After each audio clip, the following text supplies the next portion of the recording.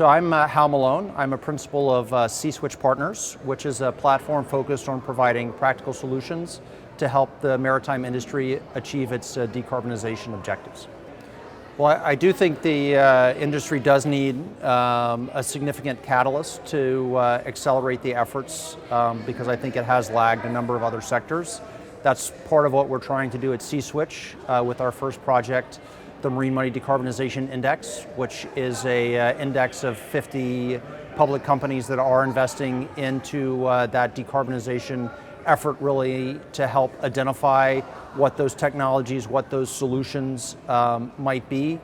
And we have worked with a partner now to create an exchange-traded fund that tracks that index that trades on the New York Stock Exchange under the ticker BSEA, which gives sort of the average person the opportunity to participate and invest into this great moonshot effort, as you said, which to us is very important because it does provide that sort of visibility and that impetus, which I think is what the industry needs to achieve what are a very aggressive set of goals, which I think are important to all of us as citizens of the world. Well, the shipping industry, in my mind, is a very interesting sector that sits a little bit between the automotive sector and the aircraft sector. And so it's very much like the automotive sector in that you have a number of different vessel types and a range of different manufacturers, but it is in some circumstances much closer to the aircraft industry where you have just two manufacturers with Boeing and Airbus and a more standardized product, but that you can go to and really have a bespoke order to your specifications. And so I don't necessarily think you'll find a Tesla being one company that both develops and then ultimately manufactures its own technology. I think what we're more likely to see is a unique technology solution that can then be adopted and implemented more broadly by the industry. Well, I think it's going to require, contributions across the entire spectrum, starting with, the existing owners of the assets, the lenders and the banks that service the industry.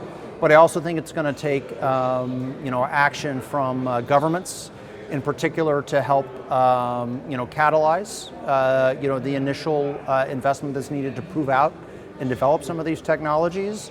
And then ultimately it's going to require the participation of the end consumer, be that the manufacturing company that relies upon the ships or, in the case of, say, the container industry, the ultimate, end consumer of the goods that are being transported.